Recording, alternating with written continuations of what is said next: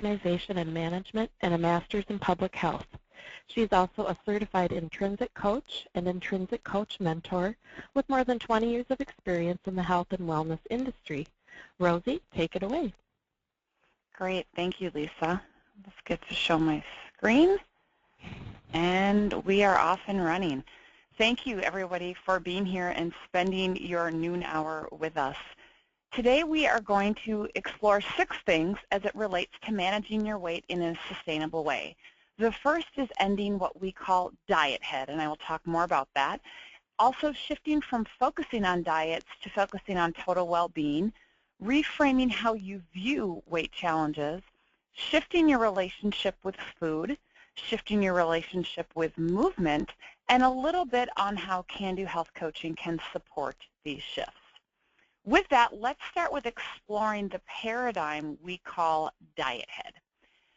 Let's take a quick look at the diet industry by the numbers to get us started today. $20 billion. This is the annual revenue of the U.S. weight loss industry, including diet books, diet drugs, and weight loss surgery. So it's definitely not a hurting industry. 108 million. This is the number of people on diets in the United States, and dieters typically make 4 to 5 attempts per year. So just think about that in terms of how it contributes to the diet industry's revenue. And finally, $500,000 to $3 million. This is the average salaries that are paid to celebrity endorsers of major weight loss programs. So certainly no shortage of money going through this industry. And so now for one more by the numbers, we were going to take a poll, but it's not quite working today. So I would invite you to just think about how many diets fail, or what percentage of diets do you think fail? And the answer, probably not surprising, is actually 95% of diets fail. So given that more than 95% of the time diets fail, let's look at some other reasons to not diet. Well, first of all, diets, as we just learned, don't work. You lose weight and gain it right back, often regaining more than you lost. This is called weight cycling. So again, in the previous slide, we know that people make 4 to 5 different attempts to be on a diet per year. This is because diets don't work. Dieting is dangerous and actually causes many deaths and injuries every single year. Diets are expensive and without value. Dieting actually disrupts normal eating. It tends to cause binging, overeating, and actually a chaotic feeding pattern. Dieting actually increases your preoccupation with food, so half your day or more is spent thinking about food and weight. So if you think about if you've ever been on a diet, you're always focusing on when you can eat next, or how hungry you are, or what you can and can't eat, and it takes up a considerable amount of your brain and mental energy. Dieting also increases size prejudice, tends to make people more judgmental and critical of themselves, but also other people. And finally, dieting actually lowers self-esteem and feelings of well-being. Instead, accepting and respecting yourself tends to bring confidence, health, and a sense of well-being or wholeness. The bottom line when it comes to why not to diet is that the diet industry and diet head focus on one thing, the scale. And the problem is that many people have a rather dysfunctional relationship with the scale and with weight. For example, I've had several clients who might be feeling really good about the choices they're making. They're having more energy, they're sleeping better, and more. And then they step on the scale, and the number is not whatever it was they were hoping, and suddenly all that they felt great about just goes out the window just like that. And they value what some number on a scale says more than all of these other forms of feedback that let them know they are making better choices for themselves. The reality is that weight is actually not a great measurement for health, or even health risks for that matter. Your weight can fluctuate 2 to 8 pounds per day. It can be influenced by water and sodium intake, by medications, by hormones, and by many other things. And actually, sometimes weight will increase as people become more active and are building muscle. So why do we put so much value on that little number on the scale? That number on the scale is just one small form of feedback. But there are so many other far more meaningful forms of feedback that can let you know if you're moving in the right direction for yourself. For instance, how your clothes fit, or your energy, or your sleep, or how your skin looks, or just feeling good about the choices that you're making with food and movement, and many, many more. So consider this, and this is what I ask my clients a lot. If there were no more scales on Earth, how would you know if you are thriving in your health and well-being, or that you are moving in a good direction for yourself? Those are the forms of feedback that are far more important than a number on the scale. So with that, let's look a little closer at why it's so important to rethink the value that we place on weight in this country. One of the things that is used to describe the prevalence of obesity in our country and even determines the recommendations that healthcare providers give is something called body mass index, or BMI. So it's important to understand what it is and where it came from, and I'm going to get to that in a moment. But what the BMI in general is it's a mathematical formula. It's a measure of height and weight. Specifically, it's taking your weight divided by the square of your height, and you get a number. And it's the predominant measure, again, that health professionals and governments use to determine what is and is not a quote-unquote healthy weight for individuals. Therefore, it informs us whether you are at risk for morbidity and premature mortality. However, in reality, BMI is not only not a good measure of health, it is actually not a measure of health at all. So let's look at why this is. It doesn't account for gender. It doesn't account for ethnicity. The BMI does not account for age, and it does not account for muscle mass. So let's look at where it came from.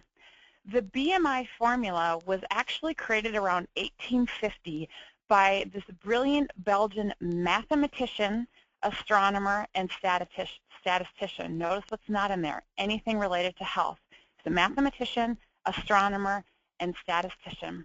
And his name was Lambert Adolphe Jacques Quetelet. And he appropriately named this formula the Quetelet Index, because why wouldn't you name it after yourself? And Dr. Quetelet was not a health professional. He was not interested in fat or health risk. He was fascinated by the idea of using statistics to draw conclusions about societies and what he called, quote unquote, the average man. So not only was his formula not health-related whatsoever, it was never meant to be used by individuals, only on populations. And the Quetelet Index remained as such until 1972, when Dr. Ansel Keys, who was a well-known exercise physiologist, appropriated the Quetelet Index as a proxy for body fat percentage. And he renamed it the Body Mass Index in an article that was published in the Journal for Chronic Disease. And the rest, as I say, is history.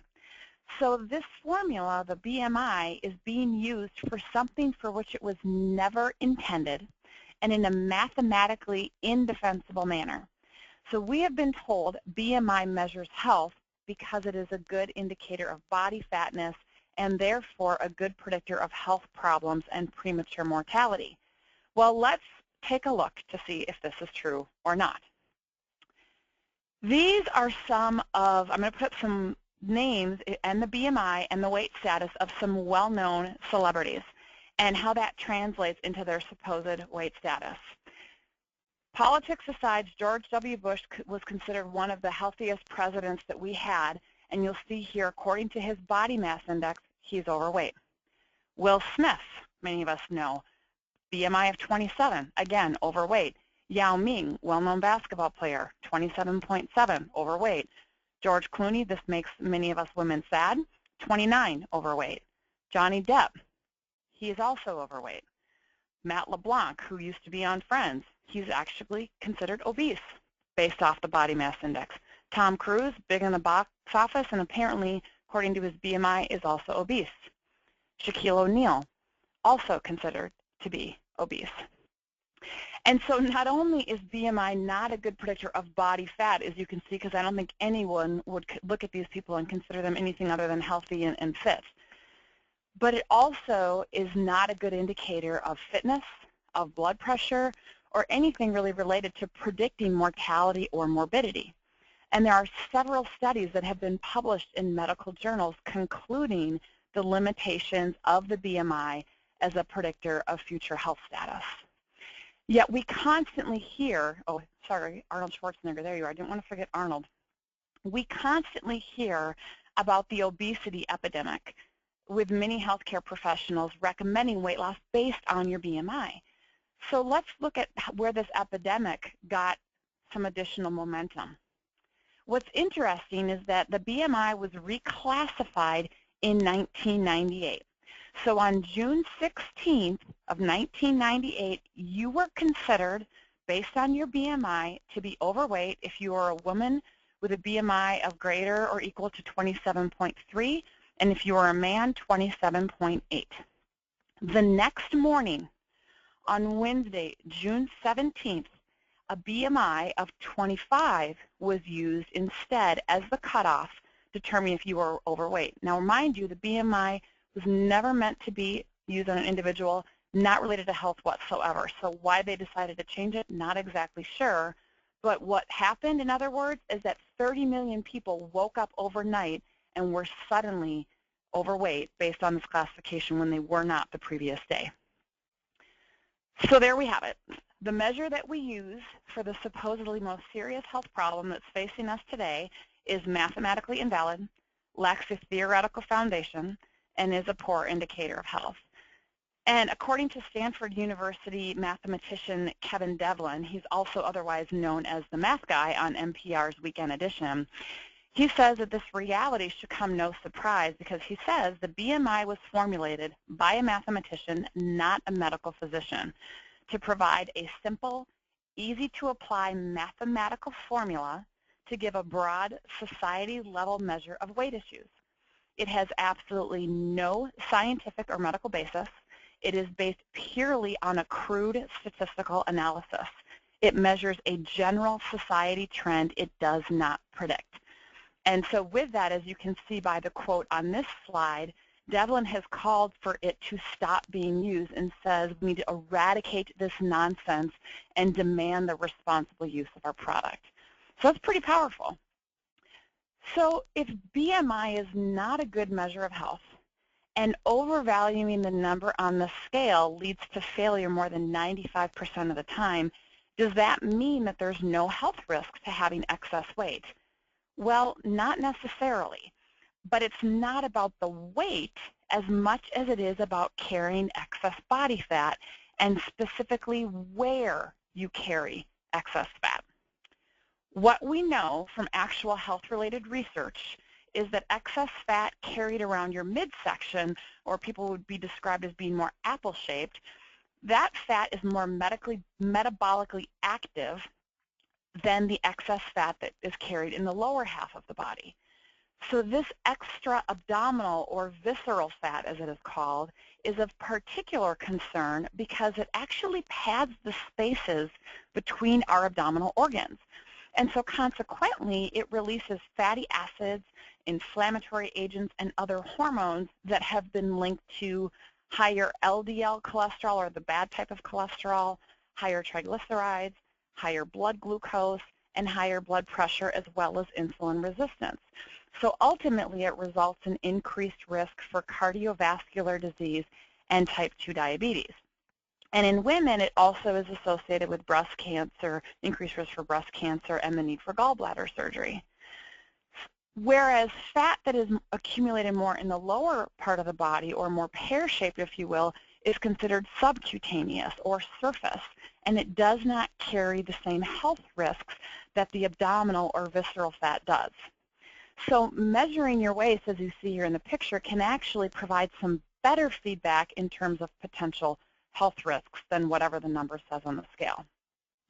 So in general, what we know is that women are considered to be at high risk for chronic disease if their waist circumference is greater than 35 inches and men are considered to be at high risk for chronic disease if their waist circumference is greater than 40 inches. And that's measured at their navel, not necessarily the same as their pant size or where they wear their pants. And it also can be helpful then to measure your hips and then calculate what is known as your waist-to-hip ratio, which is really just taking your waist circumference divided by your hip circumference, and you get a number. And so based on your waist-hip ratio, it lets you know where you carry excess fat and can also determine your chronic risk for disease. So if you want an actual objective measurement that is correlated with health risks and disease, waist circumference and waist-hip ratio is far more accurate and valuable than what our society uses in terms of weight on the scale and body mass index. So it's not about weight as much as it is about health and well-being. And because the recommendations for making better choices to support your well-being are also those that will likely lead to losing excess abdominal fat and your weight eventually normalizing, let's take a little closer look at this idea of well-being. For those of you that are not familiar with this book, two leading researchers from the Gallup organization teamed up a couple of years ago and did research in 150 countries. And what they found is that there are 5 universal elements of well-being that you see listed here. Career well-being is liking what you do every day and having meaning and purpose in your work or however you spend your time if you're beyond your working years. Social well-being is having good, strong relationships and love in your life. Financial well-being is managing your economic life well and is really more about having a sense of security with your finances than traditional measures of wealth. Physical well-being they define as having enough energy, both physically and mentally, to get things done each day that are important to you. And community well-being is feeling connected to the community where you live. And what they found is that all 5 of these are interconnected. You can't work on one and not impact another. In fact, only working on one area often leads to frustration. And if you're focusing typically on weight or from diet head, you're usually only focusing on that physical well-being and therefore more likely to be frustrated and have issues. And the well-being research is not alone. A few years ago, Dan Buettner, who actually is a local guy here from Minnesota, teamed up with National Geographic and longevity researchers to identify pockets around the world where they found people live measurably better. And in these blue zones, as they call them, they found people who reached the age of 100 at rates 10 times greater than in the United States. And they're not just living longer, they're thriving.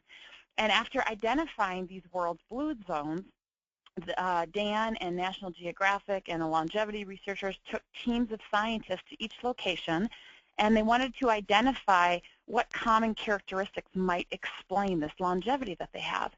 And they found that the lifestyles of all Blue Zones residents shared these 9 specific characteristics they call the Power 9 principles. And we don't have time to go into them in detail today, but in general, these really are common sense, holistic lifestyle practices that recognize the importance of social connectedness, just like the well-being research. They recognize moving your body naturally, eating smaller nourishments more frequently throughout the day, with a diet that is primarily plant-based, and knowing and living your purpose. So if we think of well-being in terms of energy, think about how you're showing up both mentally and physically. And every choice we make and our mindset behind those choices determines the amount of energy we have available to us to put towards what matters most in our life. So is your energy depleted, so you're showing up here like George Costanza from Seinfeld, who is a curmudgeon and just wanted to get a nap? Or are you full of energy, showing up, loving life, and having a positive effect on those around you, like Richard Simmons? We'll set the wardrobe choice aside for right now. And so thinking more about total well-being can help as we look at reframing how we view weight challenges in the first place. The other main reason then why diets don't work has to do with how diets approach weight challenges. There are 2 main types of challenges that we face as human beings: technical and adaptive challenges. So I'm going to look a little closer at each of these. Technical challenges are those that are more machine-like. where they are fairly predictable and we can draw off of existing knowledge and resources to solve them. So if we need to get our car fixed or get a new computer, we can look to how we've addressed these in the past and go through a fairly straightforward process of fairly prescriptive solution.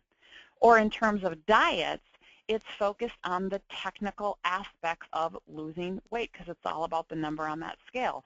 So it's looking at foods you eat, calories, and exercise. And if people were predictable like machines, just focusing on those technical aspects should work. But we know it doesn't work more than 95% of the time because we're not machines. Adaptive challenges, on the other hand, are more complex. We cannot use existing thinking or resources to solve adaptive challenges. And most change that involves people is actually adaptive change work, including losing and managing weight. And the reality is that about 99.9% of the time, if you think about it, it's really not about the weight. The weight is a symptom of other things that requires being able to bring forward some new and different thinking that informs our choices and our behaviors and ultimately builds our habits. And so understanding this can help to understand, again, why diets in diet head don't work. Because what they're doing is they are trying to apply technical solutions to adaptive challenges. So with that, I've been talking at you a lot. I want to take a moment and provide you some space to explore some aspects that feed into doing adaptive work around weight. So if you are able, I invite you to just take a moment and close your eyes and just relax your shoulders away from your ears. Take some slow, deep breaths. Soften your jaw. Let your tongue fall off the roof of your mouth. And now fast forward to some point in the future. Maybe it's 6 months or a year or longer. And considering all areas of your well-being, what does your best possible future look like? And picture yourself in that best possible future. And notice, what types of things are you doing in that best possible future? What is your energy like in that best possible future? How are you feeling in that best possible future? Who are you spending your time with? And what do the quality of those interactions look like?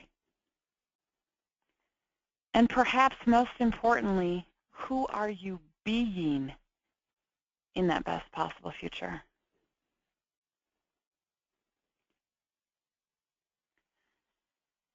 And so as you slowly bring yourself back to the present and open your eyes if you were able to close them, I invite you to keep that vision or whatever you were maybe starting to see as we continue for just a little bit more on why and how to start to address, to bring forward better thinking to guide your choices.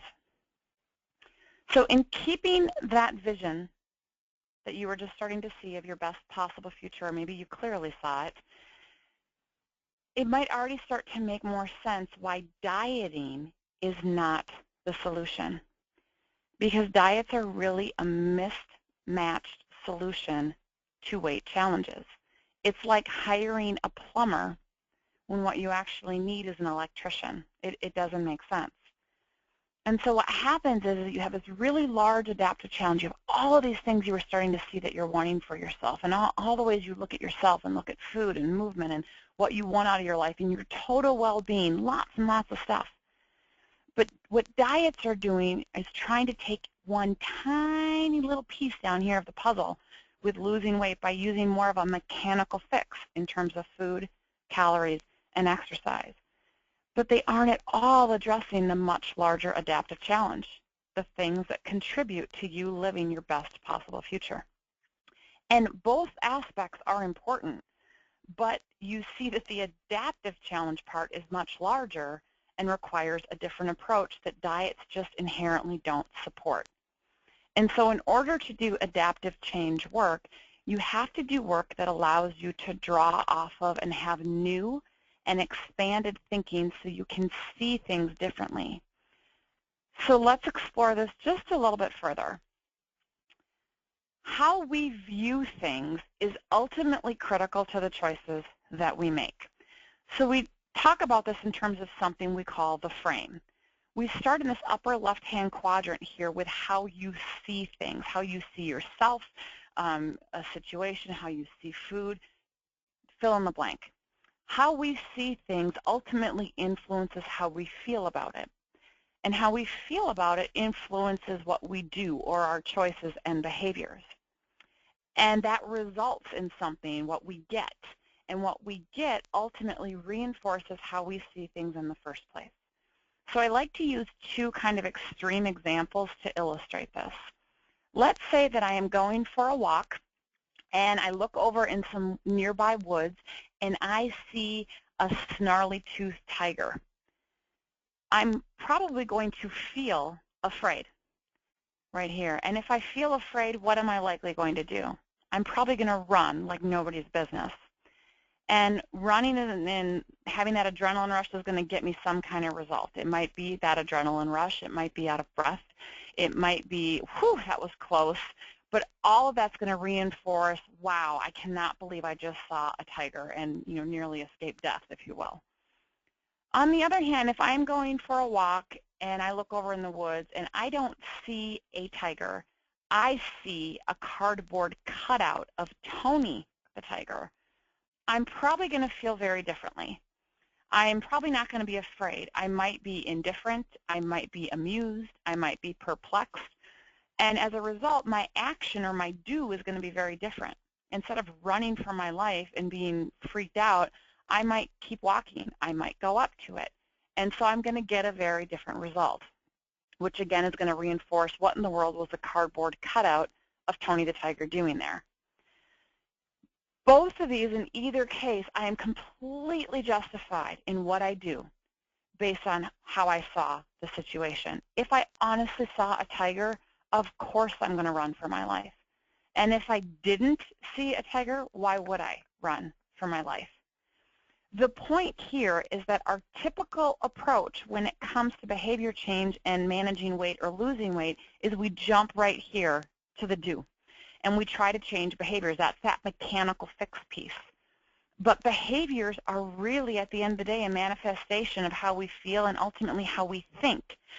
So unless we focus on building a solid foundation by looking at how we see things and shifting our perspective, we are going to continue to fall back on habitual behaviors. So lasting change, which includes keeping weight off and being healthy for a lifetime, doesn't come from doing things differently. Yes, there is a doing piece of it. Yes, there is a mechanical piece, and I'll talk about that. But it ultimately comes from seeing or thinking about things differently. And usually when we're struggling, it's because we have jumped to the do. But if we can back up and pause and look at seeing things differently, the do will usually naturally come. You see, it's a natural kind of flow from how we see things.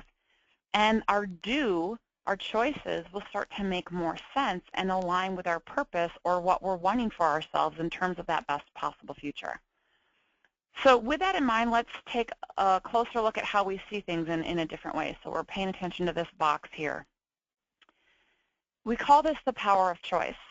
And essentially what this illustrates is that at every moment of every day, we are basically at this starting point where our thinking can go down one of two paths.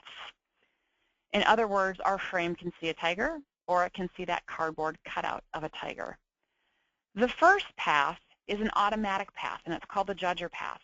This is a path that leads us to an inherent need to be right, and therefore it's very blame-focused. So we maybe blame ourselves. Why did I eat that?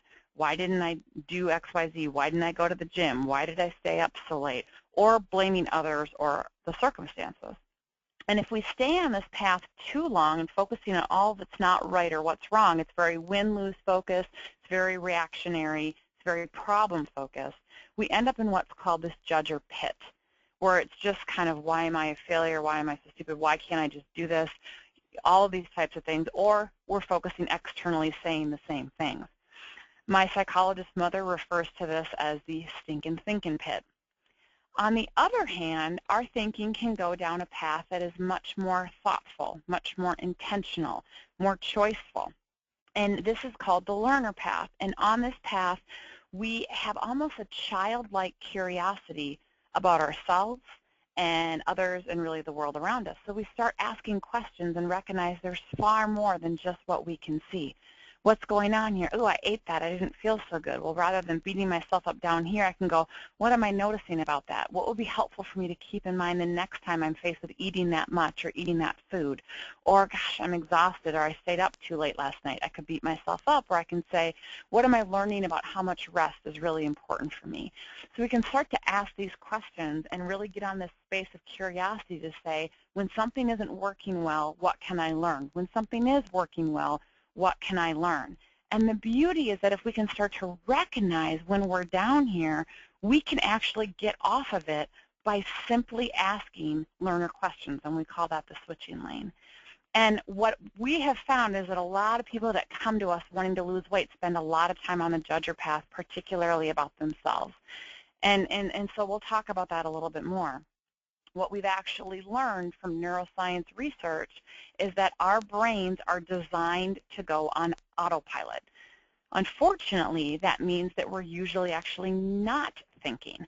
So we have to build a new muscle, so to speak, to be able to get onto that learner path, to intentionally stop and think and reflect and be curious. That's how we get off autopilot.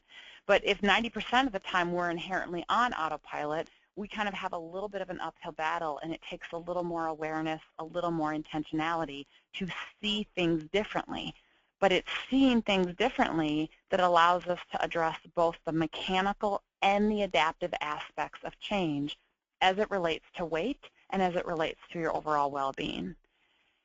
In coaching, we address this notion of being on autopilot by using a term in this nice little visual called the gremlin. And we use the gremlin to refer to that part of our brain and thinking that wants immediate gratification. It wants to have lost weight yesterday. The gremlin also hates change. So if you're not going to lose weight immediately, then it's going to fight you and say, why bother? It's too hard, etc. The gremlin prefers the status quo, even when the status quo isn't serving us well. The gremlin is also usually our first thought. And so if we recognize that the gremlin is usually our first thought, if we don't kind of pause and create a space for something else and we act on that first thought, it tends to be usually very self-sabotaging. But the beauty of the gremlin is that once we become more aware of our thinking, the gremlin ceases to have that power and hold on us that it once did just by simply acknowledging it exists. But what it takes is we can pause and actually ask ourselves, is this coming from my best thinking, or is this coming from my gremlin? And what we know from the research is it actually only takes 3 to 5 seconds of pausing. It will feel like an eternity to your gremlin, but 3 to 5 seconds is all it takes to disable the dominance of that gremlin and create a space for better thinking. So I have this initial thought of, ooh, I want to eat a bag full of chips, or oh, I don't want to go to the gym, or whatever it might be, and then we can pause and go, well, hold on a second, is that just my gremlin? Or what am I really wanting, and what choice would serve me better? And I'll talk a little more about disrupting the gremlin as it relates to food and movement in a little bit, but just starting to practice pausing and noticing your thinking is how you kind of start to build this muscle to get off autopilot and shift how you see things and create some new, better habits for yourself. So let's take the frame and the power of choice and look at this in terms of how you see yourself, how you see weight, food, activity, or really anything that is related to your weight and well-being. So over here we have what happened or some action that you want or feel you need to take. And then over here we have this huge story about it. And the story may be things like, I've failed so many times I'm never going to succeed, or it's too hard, or I don't have the time to devote to a diet program, or it's too overwhelming, and so on. And so as we discussed earlier, our story about our weight, about food, and movement and anything related to our current state of well-being can lead to us being stuck on that judger path or in that judger pit with the gremlin hijacking our thinking. And a lot of times what happens is we forget that our story about what happened or the activity is completely distinct from the action or what happened. And we start to live as if our story is reality. And so let's use this scale as an example. What happened was that the number said whatever it said on the scale. That's it. This is the number on the scale. But our story then about that number tends to be all full of dysfunction and attached to our self-worth. So it's good or bad. Yay, I'm good because that number was lower, or ugh, I'm bad and horrible, and all this horrible stuff that we tend to tell ourselves and how we judge ourselves. But they are two very distinct and different things. So that said, if we can recognize what happens or a particular action for what it is, it's a number on the scale. I ate XYZ number of cookies. I did or didn't do this, etc. And we realize it's completely separate from our story, we can start to actually see other options or other possible interpretations for what just happened.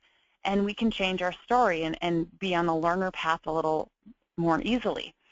So instead of focusing perhaps on all of the limitations and the frustrations that come with diet head, perhaps you could try on some new stories like, well, I'm trying new foods or new things that normally I wouldn't have. I'm meeting people I normally would have. I'm making choices that honor me better. Those types of things. And when we can start to shift how we see things, we're in a better space to try different ways of using food, movement, and ultimately how we care for ourselves. So with that, I actually want to tell you a short story to illustrate this about a coaching client of mine. And after a couple months of working with her and challenging her to do some work to take back her brain, so to speak, from the gremlin and start to value herself more and really clarify what she wanted for herself, she had this important realization. And she said that she really hadn't been doing the introspective exercises I had given her. I had talked to her about playing around with changing her story. We'd even given her some ways to look at eating and movement and all these types of things. And she said she really wasn't, as she said, fully committed to this process or fully committed to the program because she realized she had this underlying fear or underlying story that this was going to be like every other time and wouldn't work. She had tried dieting so many times. And so with having that underlying story, she wasn't fully committed, and she realized that, but she didn't know how to change her story. So with having that realization, I challenged her to look at how she was seeing this in her story. And so I asked her, I said, well, what if you look at this more as an experiment, a non-committal experiment, right? This isn't some diet program you have to shell out hundreds of dollars and fully commit to that's restrictive. What if you look at this as playing around? It's an experiment. And you're just playing around with eating differently to see what you notice when you eat certain foods or don't eat certain foods. Or, you know, trying on noticing what your gremlin does or noticing what happens when you pause and don't pause. And pick a time frame, a couple of days, maybe a couple of weeks rather than forever, and just asked her if reframing that and changing her story about this idea of commitment opened up anything for her. And for her, that was huge. For her to reframe things in a non-committal way because of her past failures and because of the strong story she had about it, that actually helped her calm her gremlin and this fear and this story about failure. And it allowed her to finally start experimenting because there wasn't all this attachment to results and these expectations for results. And so she was able to start experimenting with some of the various exercises and resources that we had provided her and started to shift her focus. And it wasn't until she found a story that better suited her that she was able to get unblocked and actually start to do some meaningful work. It was when she finally started to address the adaptive challenges that were holding her back. And so this ties in very closely with how we see ourselves and making choices that serve us well. We use this a lot in Can Do, and so imagine that these two figures represent three-tier wedding cakes. And at the top you have the outcomes that you're wanting for yourself. And in the middle you have yourself out in the world or at work, you as a doer. And then you have your self side, so all areas of your well-being, your whole self. If your mission was to get that cake in one piece to $1 million wedding, which cake would you want to be responsible for? My guess is that you just picked figure A because it has a more stable and better base, and notice what that base is. It's your self side. Yet we are so conditioned in this country to sacrifice ourselves at any cost, thinking we're helping. We will work extra hours and sacrifice sleep or our children's sporting events or not getting a workout in or whatever it might be. But you can do figure B in a short-term crunch, but that's not sustainable. And how long can you continue before your wedding cake topples over? And so this self side matters immensely. And I'm going to talk more about this in a little bit, but when you can start to really recognize that this is so critical to you having the results you want, it becomes less about willpower and, oh, I should or shouldn't eat this or shouldn't do this, and more about what choices will help me have a more solid base, what choices will help me feel more energy, feel more balance, and it starts to go from one choice to the next. And if you made a not so great choice, well, then the next choice, okay, well, what can I learn about that? But again, this is a process that takes a little bit of time and a little bit of effort, but it's not overwhelming. And we know that there is tremendous value and power in doing this work to change how you see yourself, how you see weight and well-being, and ultimately change your story. If you're not familiar with Viktor Frankl, he was a neurologist and a psychiatrist from Vienna, Austria. And during World War II, he spent 3 years in various concentration camps. And he wrote a book called Man's Search for Meaning, and that chronicled his experiences in an Auschwitz concentration camp. And basically, the long story short, what he learned is that the prisoners' psychological reactions were not solely the result of the conditions of their life, but they had freedom of choice, even in the face of severe suffering. And so it was their choice to see things in a different way that served them well or didn't serve them well. And when prisoners would lose hope or be stuck on that judger path, so to speak, they were kind of doomed. And so I love this quote from him because it really speaks to so many things. And for the purposes of today, it's creating the space to do adaptive change work that we need to shift our thinking as it relates to our health, our well-being, and our weight. And it also speaks to this other quote from him that really speaks to that power of pausing 3 to 5 seconds so we don't act based on our first thought, which is usually hijacked by our gremlin. And instead, we make room for better thinking to guide us.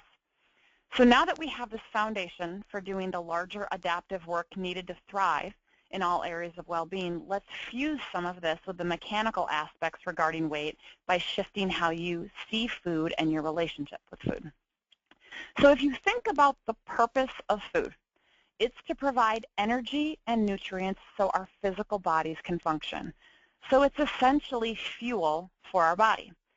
Some fuel sources provide the body with great nutrients and energy, and some not so much. So it's kind of like putting fuel in your car. If you put regular gasoline in a car that is designed for premium unleaded, it's probably not going to work so well and have some issues, be sluggish, etc. And so the challenge becomes knowing what fuel is appropriate for your body. And there's so much research out there on what people should and shouldn't eat, but at the end of the day, no two human beings on this planet are exactly alike or have the same DNA. So how food impacts one person can vary greatly from how it impacts another. Some people can't tolerate gluten or dairy or nuts or other foods, and others have no issues with them. And so you are actually the best source of information with regards to the functional role food plays in your body. And start paying attention. So if you consider yourself a study-size sample of 1 and pay attention to the impact food has on you, it'll become a little bit easier to make different choices. Because you will start to see patterns in terms of what foods actually make you feel more sluggish, maybe sit in your gut, don't really give you energy, make you crash later, and what foods make you feel light and energized and regular and you're sleeping well. And if you just start to pay attention, you're going to start to see which fuel really serves you well and which fuel is not so good. So for example, let's say that you love the taste of French fries, but you've learned that after you eat them, either immediately or within a couple hours, they just sit in your gut, you have indigestion, you don't feel good, you feel heavy, blah. Well, if rather than judging yourself and beating yourself up, if you use that as a learning opportunity and say, what have I learned about myself? Yes, I like the taste of French fries, but I feel horrible afterwards. So the next time you're at a restaurant faced with a choice of a side, you might go, this isn't about willpower and I can't have French fries. They're a bad food. It's not worth it. I don't want to feel like that. And so you start to make different choices that serve you well based on what you're noticing about yourself. This is a great book that really speaks to this idea of really what I'm talking about is intuitive eating.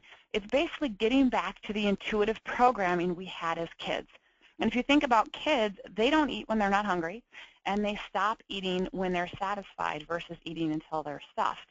And they have days where they eat more, then the next day or next few days they usually don't eat as much. They tend to have a really great ability to self-regulate. But we've started at some point in our life using food for things other than fuel for our physical body and have lost touch with that ability to self-regulate. But again, if you can become more in touch with the functional role that food plays in your body and view it more as fuel, it does become easier to inherently make choices that serve you better. And it also moves away from this restrictive diet head of good foods, bad foods, should and shouldn't. And if you think about some of these diets, they're depriving you of foods, and some of them you could actually eat junk and really not feel great, but they're lower in calories. And so it's really starting to look at food differently and choosing from there. And so when it comes to rebuilding your ability to eat intuitively and use food as fuel, it requires disrupting that gremlin and changing your story around food. One simple exercise to help do that is something called the hunger scale. So before you put anything in your mouth, pause and check in with yourself to see how hungry you really are on a scale of 1 to 5. 1 being you're really not hungry at all, and 5 is you're starving. Ideally, if you're using food as fuel and your engine or your physical body actually needs food, you want to eat when you're about a 3 or a 4. And if you stop eating when you're satisfied versus full, like the Blue Zones research I mentioned earlier, that naturally lends itself to being hungry about every 2 to 3 hours or so. The other thing that can be helpful to pay attention to is hydration, because many times we actually confuse hunger or fatigue, so then we reach for caffeine, for our bodies actually needing water or needing to be hydrated. So that becomes an important piece of eating more intuitively or more mindfully. So let's just briefly look at why you want to avoid the far ends of the spectrum on the hunger scale. So if you are a 5, if you wait until you're starving, chances are that you're going to eat too quickly and eat more than you need. It takes about 20 minutes for our brains and stomachs to register with each other, and so this can lend itself and be problematic to overeating. On the other hand, if you find that you tend to eat when you're a 1 or a 2, chances are that you are using food not as fuel, but as some emotional replacement. So many of our clients report that they do find that they eat when they're bored or they're stressed or to avoid feeling sadness or for a whole host of reasons other than actually being hungry. And they say that's their struggle. So by using the hunger scale, if you realize you're not really hungry, it's an opportunity to gain more clarity about what it is you're actually wanting that you think that food will provide. So for example, one of my clients realized that in her house, as she was growing up, food was always used as a reward. And she carried that into her adult life, rewarded herself with food. And she also knew that she ate for comfort. And she had a very powerful gremlin and judger inside of her that she would describe as just beating herself up and saying nasty things to her, like you're stupid, you're fat, here you go failing again. I mean, really, really horrible to herself. And just a lot of self-deprecating thoughts. And so she was doing the work to start to pause and disrupt that gremlin and ask herself, what am I wanting? And when she realized at one point in time that what she was wanting was comfort because she had recently had some deaths in her family, she was able then to go through this process and say, well, I could indulge in this food here, but I know I'm going to feel like crud later. What else might serve me better? And she actually started picking up some old tossed-aside hobbies and started being kinder and gentler to herself by pausing a little bit more. And the best was one time when she actually did turn to food. She told me, I ate a whole plate of brownies, and I felt like horrible, and I'm pissed off because I realized it doesn't work anymore, so I have to find another solution when I'm feeling down. And she was able to reframe her relationship with food. So this is a great book if you're looking for ideas, 50 ways to soothe yourself without food. But if this is an issue, this is something it can be really helpful to pay attention to. And then the other thing that many people forget about is sleep. Sleep deprivation actually increases our appetite. Specifically, when we're sleep deprived, ghrelin, the I'm hungry chemical in our body, increases, and leptin, which is the more I'm satisfied chemical, decreases. And what happens is it makes us physically vulnerable to overeating. And we also know from the research that when we're sleep deprived, we tend to consume more empty calorie foods, and so sleep can be a really important thing. So now that we've looked at reframing and shifting your relationship with food, let's just briefly look at movement. In keeping with shifting away from diet head, it's important to understand why movement matters far more than weight in terms of health and well-being. So the diet head view of exercise is typically as some torture or all or nothing intense plan to lose weight. But if you view exercise as a horrible chore or as something you hate or anything along those lines, how likely are you to actually engage in physical activity? So shifting your thinking and changing your story about exercise could be a really critical component to your health and longevity. And in fact, what we know from numerous research studies is that there's significant health benefits to overweight and even obese people being physically active, even if they don't lose a pound. And what they found is as little as a 20-minute brisk walk a day can extend life expectancy, and that exercise can improve blood pressure and lower cholesterol and improve circulation independent from weight. But there's really two different ways to look at moving your body. And so as I describe these individuals, I invite you to just kind of see what you notice. So the first person is William Weekend Warrior, and he basically is sedentary most of the week, but he hammers it out on the weekend and runs 5Ks and is in sports leagues. Olivia on the go exercises regularly throughout the week and is also moving nonstop. She's always running around doing errands and doing stuff. Sedentary Sally, self-explanatory, moves as little as possible. And Frank Fidgeter doesn't exercise, but man, he's always moving around. You can't get him to sit still. And so what we have are two different types of exercise that we call EAT and NEAT. EAT is exercise activity thermogenesis, or what you typically think of working out. So Sedentary Sally is low on EAT. William Weekend Warrior is actually high on EAT because he's hammering it out during the weekend. NEAT is non-exercise activities. So that's things like standing up while you're at work or on a conference call, running errands, parking further away in the parking lot, taking short walking breaks. You're moving a lot. So actually, from a health standpoint, Frank Fidgeter here, who's high on NEAT but low on EAT, health-wise is going to do far better than William Weekend Warrior. And so if you tie this back to how you think about movement, if you only think that this EAT activity counts and you view it in a horrible, torturous way, you'll be more likely to beat yourself up or have all or nothing thinking about physical activity if you didn't have time to get a workout in or whatever it might be. Versus if you look at NEAT and say, well, you know what, I couldn't get EAT in, but I'm going to move more throughout the day. Or this doesn't make sense for me in my life right now, but at least I can focus on this. And both are really important. I had one client who reframed how he looked at doing household chores, and when he realized that he was, quote unquote, getting credit from a NEAT standpoint, he actually reframed and started to do chores more, and he was liking it because he felt like he was doing something good for himself, and he also reported that his wife was pretty happy about that as well. So this is a framework created by Laura McKibben that's called the Food for Thought Pyramid. It's kind of a different take on the Food Guide Pyramid. So at the